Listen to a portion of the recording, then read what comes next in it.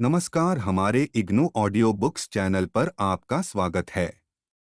इंदिरा गांधी राष्ट्रीय मुक्त विश्वविद्यालय, school of health sciences SOHS, certificate in first aid कार्यक्रम CFED, BNSL 040 प्राथमिक चिकित्सा में कौशल, खंड 1 व्यवहारिक मैनुअल, इकाई 2 तापमान, नब्ज और श्वसन की जांच करना। उद्देश्य: महत्वपूर्ण संकेत शरीर के सबसे बुनियादी कार्यप्रणालियों का मापन है। ये कार्यप्रणालियां परिसंचरण, श्वसन और पाचन इत्यादि हैं।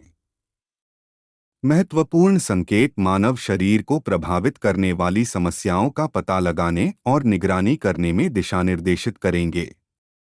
महत्वपूर्ण संकेतों को किसी भी सेटिंग में, घर पर, किसी चिकित्सीय आपातस्थिति के स्थान पर या जहां कभी भी परिस्थिति की मांग हो, मापा जा सकता है।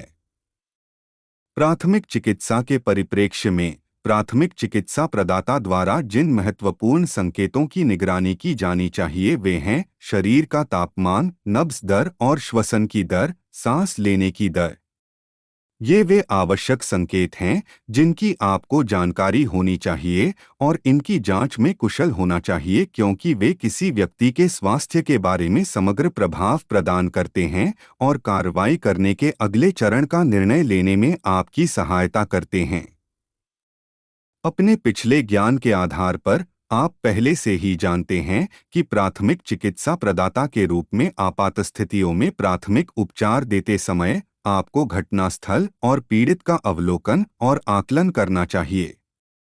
इस खंड की इकाई 1 में घटनास्थल और पीड़ित के अवलोकन और आकलन और सिद्धांत पाठ्यक्रम खंड 2 इकाई 1 में आपात स्थितियों की पहचान करना पर चर्चा की गई है।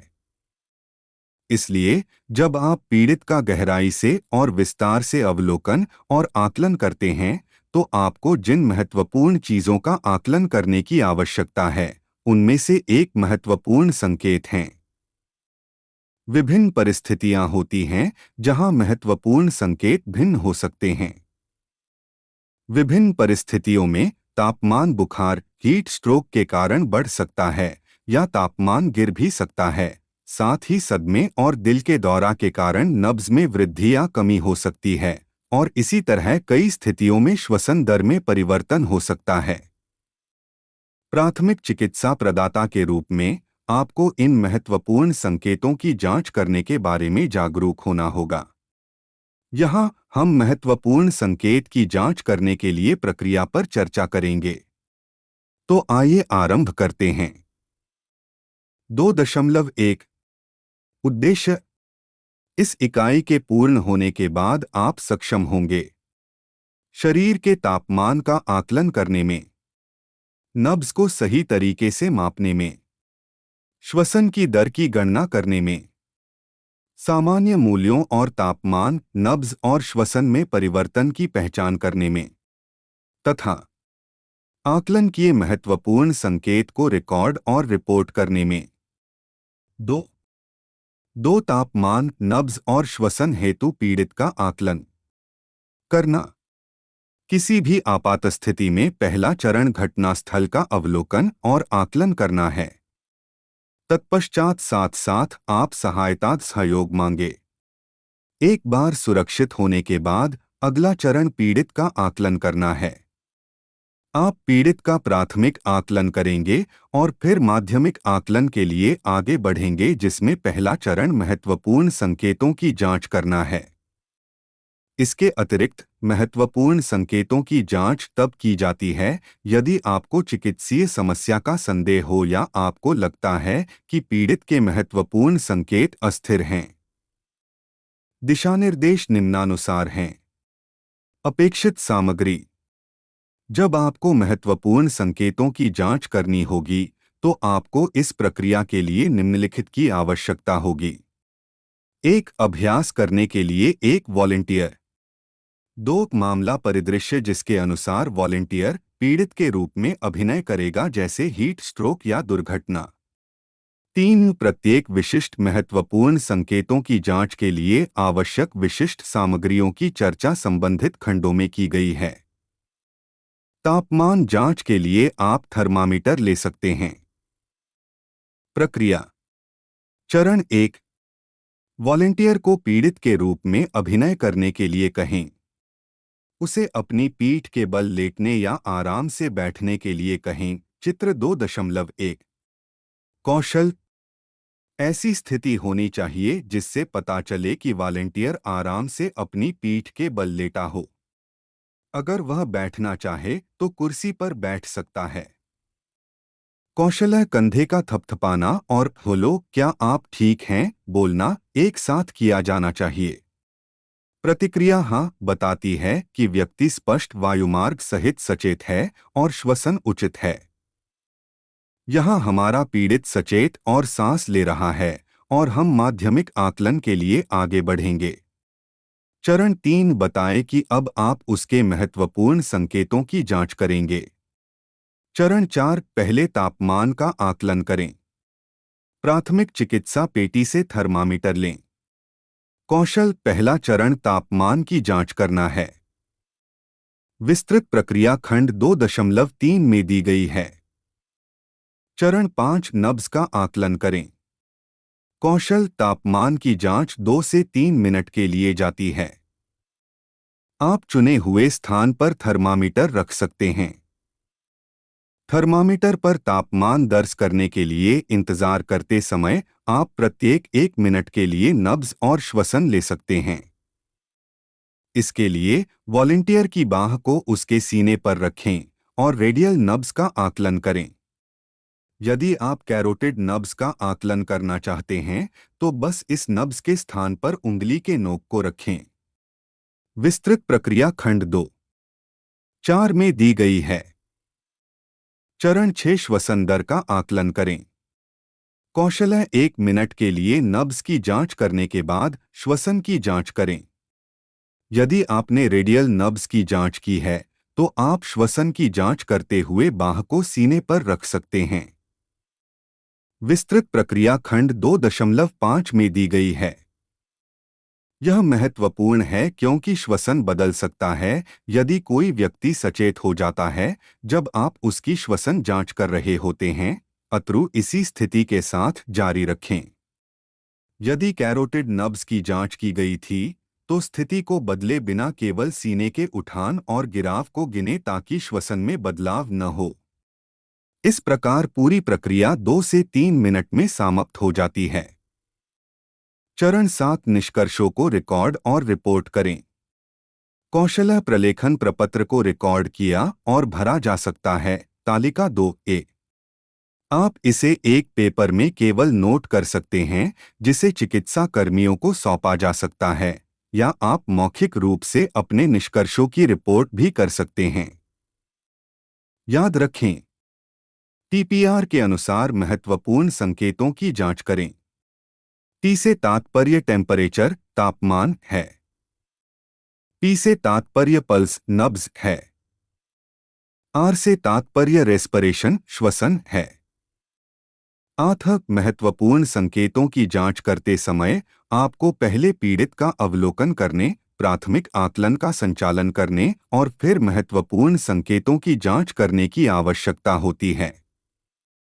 कुछ स्थितियों में जहां व्यक्ति सचेत है परंतु कोई रोग या चिकित्सीय बीमारी है, व्यक्ति स्वयं महसूस किए जाने वाले महत्वपूर्ण संकेतों बुखार, सदमा आदि में परिवर्तन की रिपोर्ट या जानकारी दे सकता है जिसकी तुरंत जांच की जानी चाहिए। इस प्रकार इस खंड में हमने महत्वपूर्ण संकेतों की जांच के लिए एक समग्र दिशानिर्देश के बारे में चर्चा की।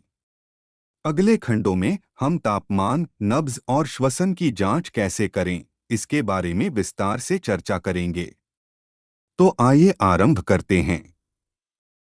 2.3 तापमान की जांच करना। तापमान शरीर की गर्मी की डिग्री या मात्रा है। यह शरीर द्वारा उत्पादित गर्मी और खोई गर्मी के बीच का संतुलन है। आइए विस्तार से चर्चा करें।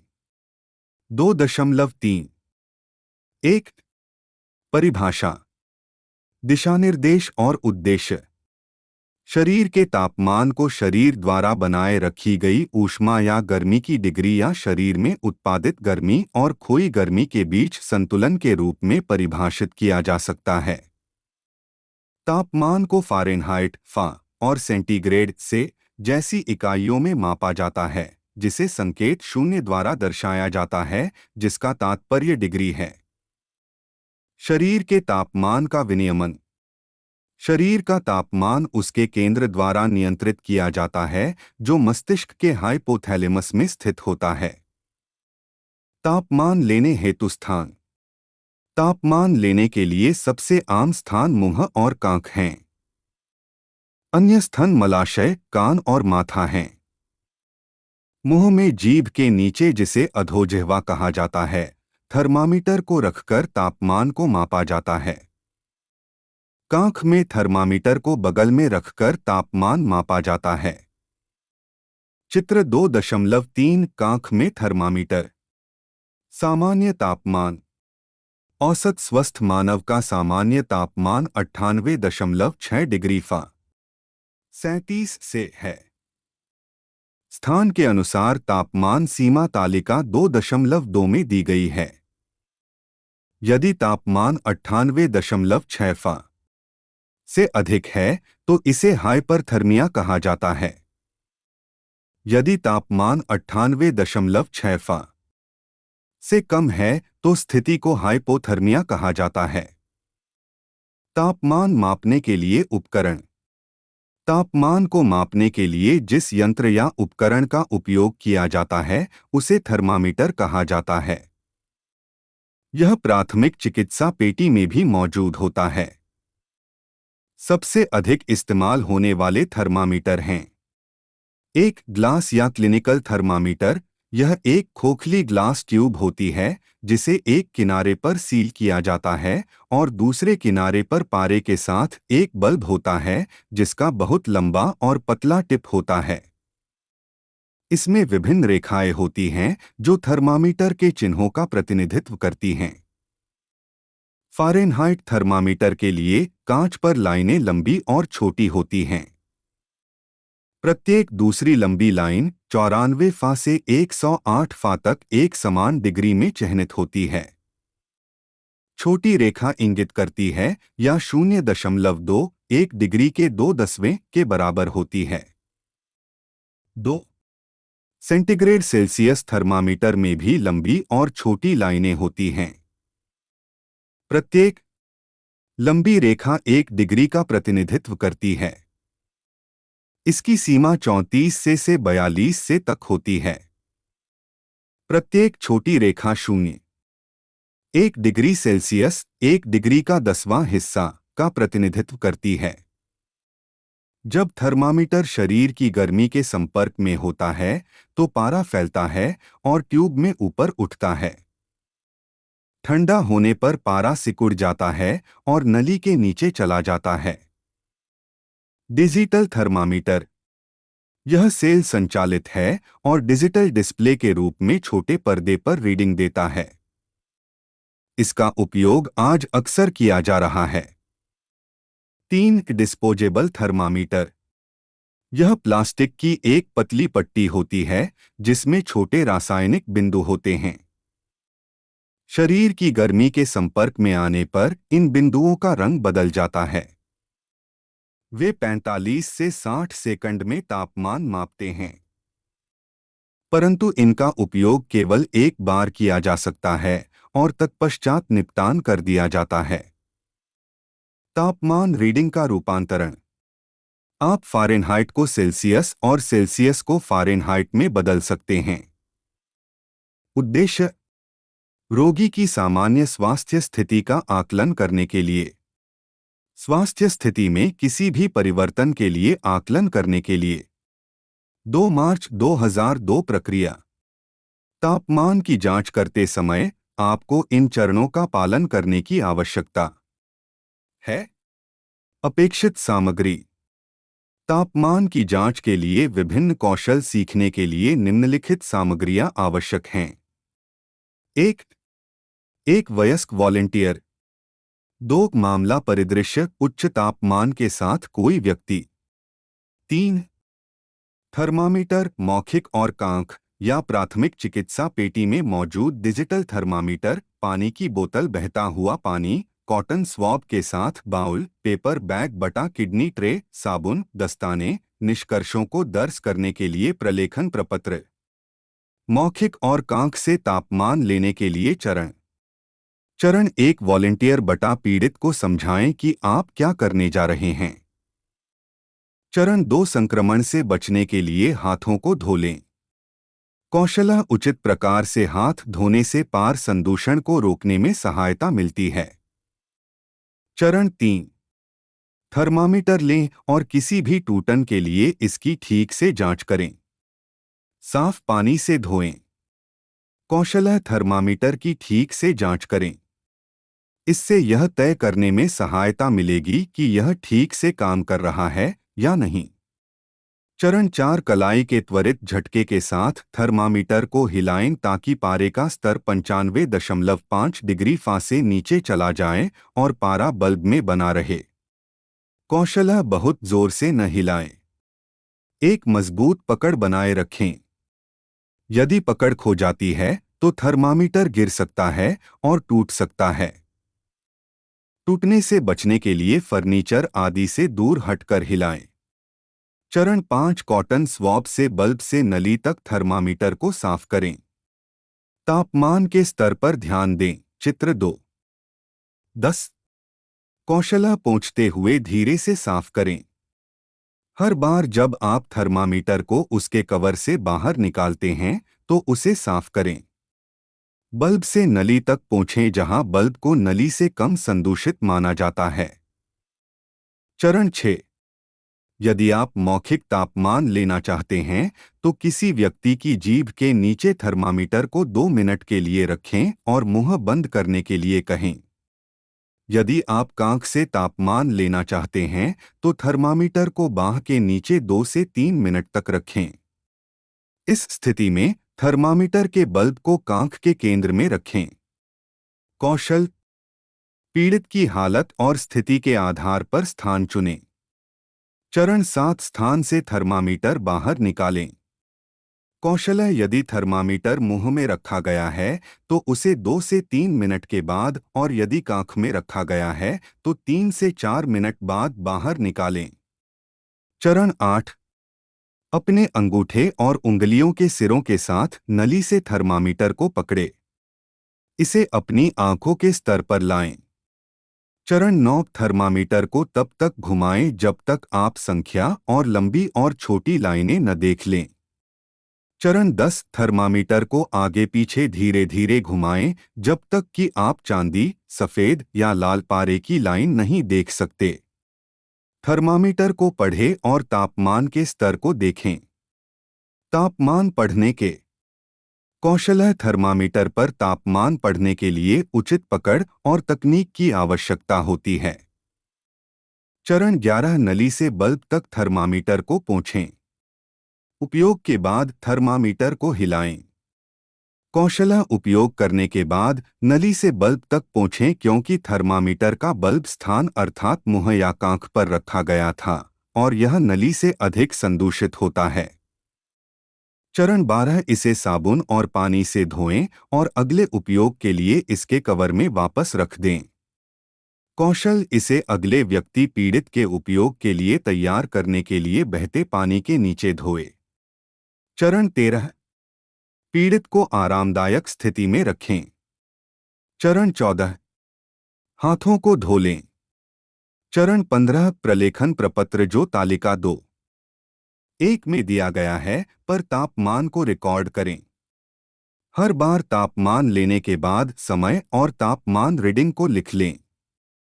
चरण 16 चिकित्सीय स्वास्थ्य सुविधा में मेडिकल स्टाफ को रिपोर्ट करें या प्रलेखन प्रपत्र को भेजें या मौखिक रूप से चिकित्सीय कर्मियों बटा पीड़ित या उसके परिवार को निष्कर्षों की रिपोर्ट करें। कौशल तालिका 2.1 में प्रलेखन के अनुसार रिकॉर्ड करें। निष्कर्षों की रिपोर्ट करें ताकि चिकित्सीय स्टाफ को अस्पताल ले जाने से पहले पीड़ितों के स्वास्थ्य के बारे में जानकारी मिल सके। डिजिटल थर्मामीटर के साथ तापमान लेने के लिए चरण। चरण 1 थर्मामीटर को उसके होल्डर से बाहर निकालें। चरण 2, नुकीले सिरे प्रोब को साबुन और पानी से साफ करें। ठीक से सुखाएं। कौशल, प्रोब को धीरे और कोमलता से साफ करें। चरण 3, सिरे को जीभ के नीचे रखें और मौखिक स्थान से थर्मामीटर के चारों ओर होठों को कोमलता से बंद करने के लिए कहें। कांख तापमान के लिए बगल में रखें। चरण 4, जब विंडो में संख्या दिखाई देती है या बीप होता है तो थर्मामीटर निकालें। चरण 5, विंडो में संख्या पढ़े। ये तापमान बतलाता है। चरण 6, सफाई के बाद थर्मामीटर को उसके होल्डर में रखें। कौशल, ठीक से स्टोर करें और थर्मामीटर की बैटरी, कोशिकाओं और काम करने की स्थिति पर नजर रखें। चरण 7, हाथों को धो लें। चरण 8, रिकॉर्ड और रिपोर्ट करें। 2 मार्च 2003, सुरक्षा और सावधानियां। तापमान लेते समय आपको जिन कुछ मुख्य सावधानियों का ध्यान रखना चाहिए वे निम्न प्रकार हैं। 1, मुंह तापमान लेने के लिए सबसे सुविधाजनक स्थान है, परंतु निम्न में उपयोग से बचें। पीड़ित जो अपने मुंह में थर्मामीटर पकड़ने में सक्षम नहीं हैं, जो थर्मामीटर को काट सकते हैं जैसे बेहोश व्यक्ति, शिशु और छोटे बच्चे। मौखिक गुहा में सर्जरी या संक्रमण। आक्षेप, दौरे पड़ना, बेहोशी का इतिहास। अचेत अर्धचेतन भ्रमित रोगी जिसे ठंड लग रही हो। साथ ही याद रखें। 2, सुनिश्चित करें कि जब थर्मामीटर व्यक्ति के मुंह में हो वह उसे न काटें। यदि पीड़ित ने कोई गर्म या ठंडा तरल पदार्थ या च्युइंग गम खाया है या धूम्रपान किया है तो तापमान आधे घंटे के बाद लिया जाना चाहिए। कांख तापमान लेने के लिए सबसे पसंदीदा स्थान होता है क्योंकि इसमें कोई बड़ा जोखिम नहीं है और इसे आसानी से लिया जा सकता है। याद रखें, कांख तापमान लेते समय पीड़ित को अनावश्यक रूप से अनावृत न करें। यदि संभव हो तो तापमान लेने से पहले कांख को सुखाएं और पोंछ लें। 3, तापमान लेते समय चयनित स्थान पर थर्मामीटर रखने से पहले पारे का स्तर 95 डिग्री सेल्सियस से नीचे ले आएं। तेजी से झटके। 4, एक व्यक्ति से दूसरे व्यक्ति में संक्रमण फैलने से बचने के लिए तापमान लेने से पहले थर्मामीटर को बल्ब से नली और तापमान लेने के बाद नली से बल्ब तक पोंछ लें। 5, प्रक्रिया से पहले और बाद में हाथ धोएं। 6, थर्मामीटर के साथ व्यक्ति को कभी अकेला न छोड़े। 7, यदि उपलब्ध हो तो दस्ताने का प्रयोग करें या ठीक से हाथों को धोएं। 8, ठीक से स्टोर करें क्योंकि थर्मामीटर, विशेष रूप से कांच वाले, आसानी से टूट जाते हैं। 9, प्राथमिक चिकित्सा पेटी में संग्रहित थर्मामीटर की बैटरी, टूटन और कार्यप्रणाली के लिए नियमित जांच करते रहें। 10, हमेशा अपने निष्कर्षों को रिकॉर्ड करें और रिपोर्ट करें। 11, हमेशा आंखों के स्तर पर रीडिंग को नोट करें। इस प्रकार इस खंड में तापमान की जांच करने की प्रक्रिया पर प्रकाश डाला गया है। अगले खंड में हम देखेंगे कि नब्ज की जांच कैसे करें। तो आइए आरंभ करते हैं। 2, 4, नब्ज की जांच करना। सत्य बटा असत्य। नब्ज धमनी का एक वैकल्पिक उठान या गिराव है क्योंकि हृदय के बाएं निलय के संकुचन के दौरान इसके माध्यम से रक्त की लहर को आवेशित किया जाता है। जैसा कि सिद्धांत पाठ्यक्रम 1 के खंड 1 में मानव शरीर पर इकाई 2 में आपने अध्ययन किया है, हृदय धमनियों में रक्त को दिल से बाहर धकेलने के लिए धड़कता है, जिससे दबाव का एहसास होता है जो त्वचा की सतह के करीब धमनी पर महसूस होता है जब उंगली के सिरों को उस स्थान पर रखा जाता है। यह नब्ज है। नब्ज को उंगलियों द्वारा उस बिंदु पर महसूस किया जा सकता है जहां धमनी त्वचा की सतह के करीब हड्डी को पार करती है। 2.4 एक परिभाषा, दिशानिर्देश और उद्देश्य। नब्ज स्पंदन है जो दिल के धड़कने पर धमनी के ऊपर महसूस होती है। जब आप अपनी उंगलियों को त्वचा की सतह के करीब एक धमनी, जो ज्यादातर अस्थि उभार पर होती है, पर रखते हैं, तब आप नब्ज को महसूस कर सकते हैं। हमने पहले से ही आपको इकाई 2 मानव शरीर को समझना पर सिद्धांत पाठ्यक्रम के खंड 1 में नब्ज के बारे में थोड़ा विचार दिया है। यदि आपने किनारों पर कलाई को छुआ है, जहां रेडियल हड्डी का अस्थि उभार होता है, तो आपने नब्ज को महसूस करने का प्रयास भी किया होगा, जो निरंतर होता है। आपने इसे अपने माथे की किनारे या गर्दन के किनारे पर भी महसूस किया होगा। इसलिए नब्ज व्यक्ति के दिल की धड़कन के बारे में बताता है। नब्ज का विनियमन। नब्ज बटा हृदय दर को पश्च मस्तिष्क हिंडब्रेन में मेडुला ओब्लोंगाटा द्वारा नियंत्रित किया जाता है। नब्ज लेने हेतु स्थान। नब्ज लेने के लिए 9 स्थान हैं। आइए हम उनकी चर्चा करें। Temporal, carotid, apical, brachial, radial, femoral, popliteal, dorsalis pedis, tibialis posterior. एक नब्ज लेने हेतु सबसे आम स्थान। कैरोटिड नब्ज गर्दन में दोनों ओर स्थित होता है। यह वह जगह है जहां कैरोटिड धमनी को महसूस किया जाता है। रेडियल नब्ज कलाई के अंदरूनी तरफ स्थित होता है और यहां रेडियल धमनी महसूस की जाती है। 2 नब्ज लेने हेतु अन्य स्थान। टेम्पोरल नब्ज माथेर्ध सिर के दोनों तरफ सीधे कान के सामने स्थित होता है। एपिकल नब्ज सीने के बाईं ओर स्थित होता है। स्टेथोस्कोप का उपयोग करके जांच की जाती है। ब्रेकियल नब्ज कोहनी के पास ऊपरी बाह के अंदर स्थित होता है।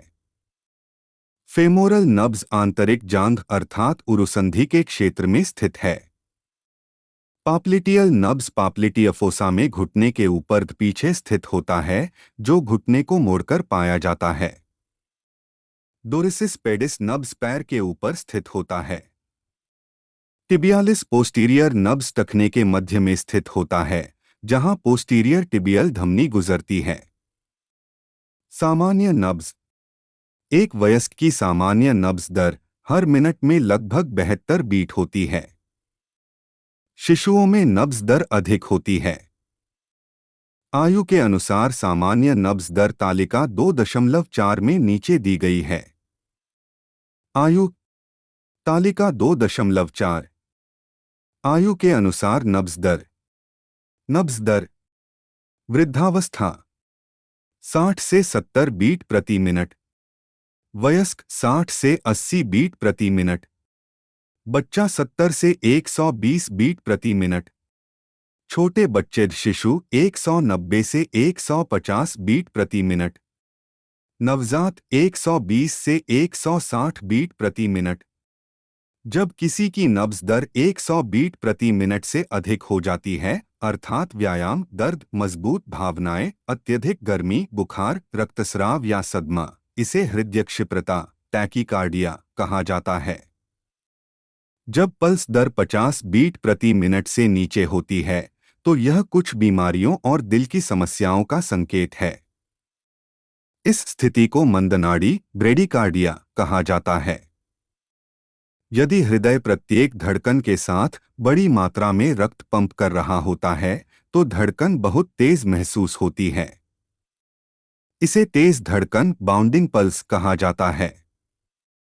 यदि हृदय प्रत्येक दिल की धड़कन के साथ केवल थोड़ी मात्रा में रक्त पंप कर रहा होता है और प्राथमिक चिकित्सा प्रदाता नब्ज का पता लगाने में असमर्थ है, इसे कमजोर, मंद या क्षीण नब्ज कहा जाता है।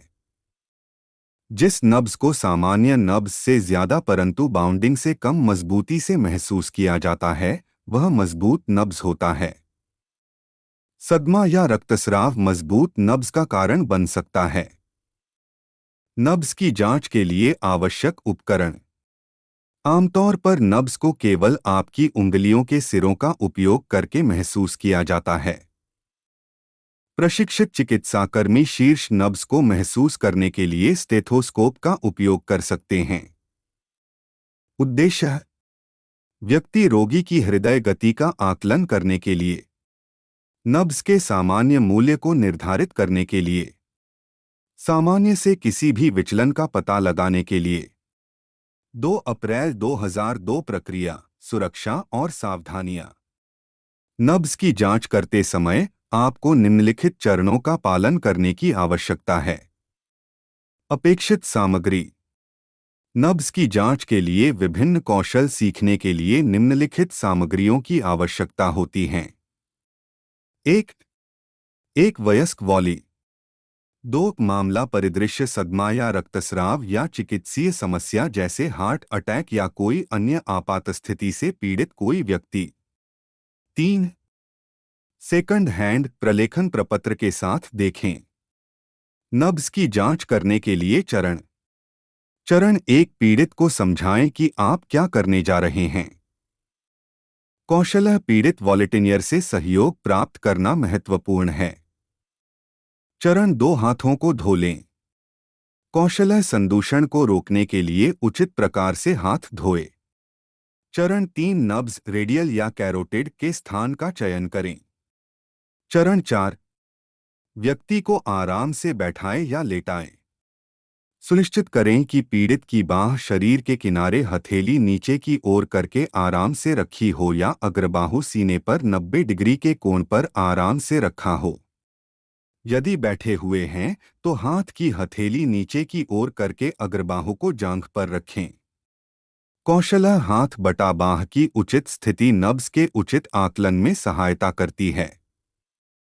चरण 5, पहली और दूसरी उंगलियों के सिरों का उपयोग करते हुए जब तक आप एक नब्ज महसूस नहीं करते तब तक धमनियों पर दृढ़ परंतु कोमल दबाव बनाएं। कौशल: स्थान पर हल्के दबाव के साथ नब्ज की जांच करें। नब्ज की निगरानी के लिए अंगूठे का उपयोग न करें क्योंकि आपके अंगूठे में नब्ज होती है और आप पीड़ित की नब्ज समझ सकते हैं। चरण 6, जब घड़ी की दूसरी सुई 12 पर हो तब नब्ज की गिनती आरंभ करें। चरण 7, 60 सेकंड यानी 1 मिनट के लिए अपनी नब्ज को गिनें। कौशल: हमेशा एक पूर्ण मिनट के लिए गणना करें। चरण 8, आवश्यकतानुसार रिकॉर्ड और रिपोर्ट करें। सुरक्षा और सावधानियां। नब्ज की जांच करते समय आपको जिन कुछ मुख्य सावधानियों का ध्यान रखना चाहिए वे निम्न प्रकार हैं। हमेशा अपनी उंगलियों के सिरों से जांच करें न कि अंगूठे से। नब्ज की जांच करते समय पीड़ित से बात न करने के लिए कहें।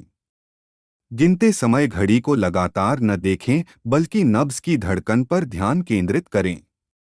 स्थान पर बहुत कठोरता से न दबाएं। हमेशा एक पूर्ण मिनट के लिए जांच करें। नब्ज की जांच के लिए हाथ की स्थिति बनाए रखें। जांच करते समय आराम की स्थिति में होनी चाहिए। पीड़ित के आराम को बनाए रखें। यदि आपके परिणामों के बारे में अनिश्चित हैं तो किसी अन्य व्यक्ति से गिनने के लिए कहें। रोगियों के नब्ज को लेते समय नब्ज की दर, शक्ति और नियमितता पर भी ध्यान दें क्योंकि ये विशेषताएं नब्ज की गुणवत्ता निर्धारित करती हैं और आपको यह सोचने के लिए निर्देशित करती हैं कि किसी भी विचलन के पीछे क्या कारण हो सकता है जिसे बाद में चिकित्सा कर्मियों को सूचित किया जा सकता है। इस खंड में नब्ज की जांच करने की प्रक्रिया पर प्रकाश डाला गया है। अगले खंड में हम देखेंगे कि श्वसन की जांच कैसे करें। तो आइए जारी रखते हैं। 2.5 श्वसन की जांच करना। आप पहले ही श्वसन के कार्य के बारे में जान चुके हैं, जिसमें फेफड़ों से हवा को अंदर लिया या बाहर छोड़ा जाता है। आपात स्थिति में प्रतिक्रिया देने और प्राथमिक चिकित्सा प्रदान करने पर आपको पीड़ित को आश्वस्त करने और उसे पुनर्जीवित करने की आवश्यकता हो सकती है। आपको पता होना चाहिए कि श्वास की जांच बटा श्वसन दर की जांच कैसे की जाती है। इतना ही नहीं, ऐसी कई आपात स्थितियां हैं जिनमें श्वसन समय के साथ बदल सकता है, बढ़ सकता है या घट सकता है, जिसके लिए आपको श्वसन का तत्काल आकलन करने के लिए सक्षम होना चाहिए। इसलिए हम उसी पर चर्चा करेंगे। 2 मई 2001 परिभाषा, दिशानिर्देश और उद्देश्य। श्वसन सांस लेने और छोड़ने का कार्य होता है। इसमें दो प्रक्रियाएं शामिल होती हैं, अर्थात अंतःश्वसन सांस लेना और निःश्वसन सांस छोड़ना, जिनमें विराम शामिल रहता है। श्वसन लेने हेतु स्थान, व्यक्ति के श्वसन दर पर ध्यान देने के लिए सीने के उठान और गिराव को देखा जाता है। श्वसन दर 1 मिनट के लिए ली जाती है।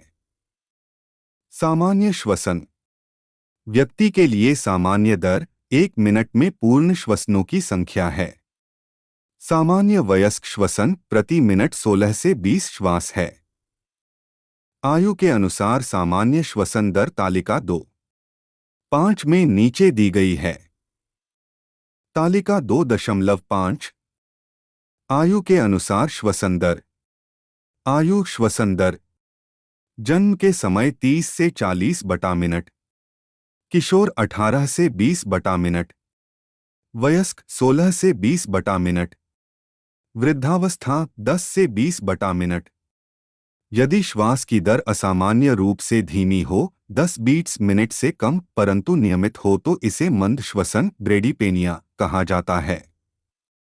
यदि सांस लेने की दर असामान्य रूप से तेज 20 से अधिक श्वास मिनट है परंतु नियमित हो, तो इसे तीव्र श्वसन टैचिपनिया कहा जाता है। यदि श्वास लेना मुश्किल है और श्वास लेने और श्वास छोड़ने के लिए बढ़े हुए प्रयास की लक्षण दर्शाता है, तो इसे श्वासकष्ट डिस्नेपिया कहा जाता है। श्वसन की जांच करने के लिए अपेक्षित उपकरण, कोई विशेष उपकरण की आवश्यकता नहीं है। आप अपनी आंखों से सीने के उठान और गिराव का अवलोकन करते हैं। उद्देश्य, श्वसन की दर का आकलन करने के लिए, किसी भी विचलन का पता लगाने के लिए। 2 मई 2002 प्रक्रिया, सुरक्षा और सावधानियां। श्वसन की जांच करते समय आपको निम्नलिखित चरणों का पालन करने की आवश्यकता है। अपेक्षित सामग्री, श्वसन की जांच करने के लिए विभिन्न कौशल सीखने हेतु निम्नलिखित सामग्रियां आवश्यक हैं। 1 वयस्क वॉलंटियर। 2 मामला परिदृश्य, चिकित्सीय समस्या या आपात स्थिति से पीड़ित कोई व्यक्ति। 3 सेकंड हैंड प्रलेखन प्रपत्र के साथ देखें। श्वसन लेने के लिए चरण। चरण 1, पीड़ित को आरामदायक स्थिति, प्रमुखतः बैठने या लेटने की स्थिति प्रदान करें। चरण 2, आत्मश्वसन और पीड़ित के सीने के उठान और गिराव पर ध्यान दें। निःश्वसन, अतःश्वसन और निःश्वसन का एक पूरा चक्र श्वसन का एक कार्य है। चित्र 2.19। कौशल यह या तो पीड़ित के सीने पर अपना हाथ रखकर या पीड़ित की बाह को सीने पर रखकर किया जाता है और तत्पश्चात सीने के उठान और गिराव को देखा किया जाता है। चरण 3, 1 मिनट के लिए श्वसन की संख्या की गणना करें, दर, गहराई और अन्य विशेषताओं का अवलोकन करें। कौशल, पूरे 1 मिनट के लिए अवलोकन करें। चरण 4, पीड़ित को आरामदायक स्थिति में रखें। चरण 5, प्रलेखन प्रपत्र में श्वसन दर को रिकॉर्ड करें और किसी भी कमी, वृद्धि की तुरंत रिपोर्ट करें। सुरक्षा और सावधानियां। श्वसन की जांच करते समय आपको जिन कुछ मुख्य सावधानियों का ध्यान रखना चाहिए वे निम्न प्रकार हैं। नब्ज महसूस करने के बाद श्वसन की जांच करें। लेटने या बैठने की स्थिति में श्वसन की जांच करें। सुनिश्चित करें कि आप 1 पूर्ण मिनट के लिए अतःश्वसन और निःश्वसन की गणना करें और फिर श्वसन दर की रिपोर्ट करें। पीड़ित को यह न बताएं कि आप उसकी श्वासों को गिन रहे हैं, क्योंकि यदि इससे पीड़ित इसके प्रति सजग हो जाता है तो यह परिवर्तित हो सकता है। याद रखें, आपकी श्वसन दर आपकी नब्ज दर का चौथा हिस्सा है। यदि नब्ज की दर 72/मिनट है, तो श्वसन दर 72 को 4 से विभाजित करने पर 18 मिनट के बराबर है। इसी प्रकार आप नब्ज और श्वसन दर निर्धारित कर सकते हैं। हालांकि बेहोश या चिकित्सा समस्याओं वाले या आपात स्थिति वाले पीड़ित में 1 मिनट के लिए नब्ज और श्वसन दर की जांच करना हमेशा सबसे अच्छा होता है। 2.6 सारांश। सत्य बटा असत्य। सत्य बटा असत्य। इस व्यावहारिक इकाई में हमने चर्चा की कि महत्वपूर्ण संकेतों की जांच कैसे की जाए। हमने महत्वपूर्ण संकेत लेने के लिए स्थानों, सामान्य सीमा, आवश्यक उपकरणों और महत्वपूर्ण संकेतों को लेने के उद्देश्यों पर प्रकाश डाला। इतना ही नहीं, बल्कि हमने तापमान, नब्ज और श्वसन की जांच करते समय प्रक्रिया के चरणों, आवश्यक कौशल और सुरक्षा और सावधानियों पर भी चर्चा किया। आशा है आपने इस व्यावहारिक इकाई की मदद से महत्वपूर्ण संकेतों की जांच करने में एक समझ, आत्मविश्वास और कौशल विकसित किया है और इस प्रक्रिया में अपने कौशल को निखारने के लिए इसका अभ्यास करेंगे। धन्यवाद। मिलते हैं अगले वीडियो में अगले पाठ के साथ।